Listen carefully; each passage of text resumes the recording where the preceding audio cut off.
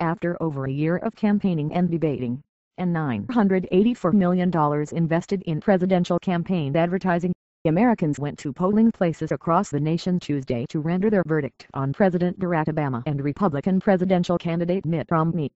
Showing the intensity of the race, which polls show as extremely close, Romney and his running mate Representative Paul Ryan of Wisconsin made last-minute Election Day appearances in two of the most hotly contested battlegrounds, Ohio and Pennsylvania.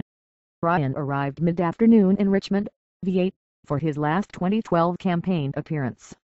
Romney told supporters at a call center outside Pittsburgh that they don't need to be disparaging of the other guy. The president has run a strong campaign. I believe he is a good man and wish him well, and his family well. He is a good father and has been a good example of a good father, but it is time for a new direction. It is a time for a better tomorrow. Vice President Joe Biden also touched down in Cleveland to make an Election Day visit and to thank campaign volunteers. At one point, the Romney, Ryan and Biden planes were all simultaneously parked on the tarmac in Cleveland, a final symbolic expression of the importance of the state's 18 electoral votes in the race to get to 270. Aboard Romney's chartered plane, his chief strategist Stuart Stevens reacted to Biden's Ohio stop by musing about Democrats who claimed the GOP ticket was displaying panic by campaigning today. Early Tuesday morning, the Obama campaign sent out a text message urging supporters to pick up the phone to woo another voter for the president. Will you make one call for President Obama? Reply call and we'll send you the name and phone number of one voter in a key state who needs to hear from you. At their stop at a Wendy's in Cleveland, Romney ordered a quarter pounder with no cheese along with chili and a baked potato, while Ryan replied to a reporter's question about how he felt by saying, "I'm running on fumes." Obama took time out from the frenzied last-minute campaigning and vote forecasting to play a pickup basketball game with friends and staffers at a court in Chicago.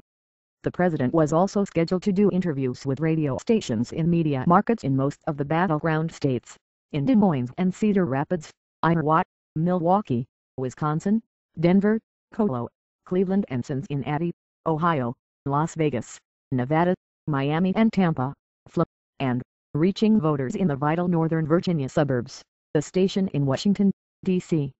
In 2008, Obama carried all 7 of the states in which his radio interviews were airing on Tuesday. Romney also turned to Election Day radio interviews to make one last appeal to voters, with appearances on stations in Ohio, Washington, D.C. and Richmond, VA. In a morning drive time interview with Jimmy Barrett on WRVA in Richmond, Romney said, "We're bouncing around a bit. Just going to polls and saying hi to people and making sure we leave nothing in the locker room. We're putting it all out there on the field." He added, "I can't imagine an election being won or lost by let's say a few hundred votes, and you spent your day sitting around. I mean, you'd say to yourself, holy cow, why didn't I keep working?" Whether voter turnout, especially Democratic turnout, matches that of 2008, when Obama was swept into the White House with a popular vote plurality of more than 9.5 million votes, will be crucial to Tuesday's outcome in Ohio. Secretary of State John Husta reported that nearly 1.8 million absentee ballots had been cast, surpassing the 2008 presidential election figure.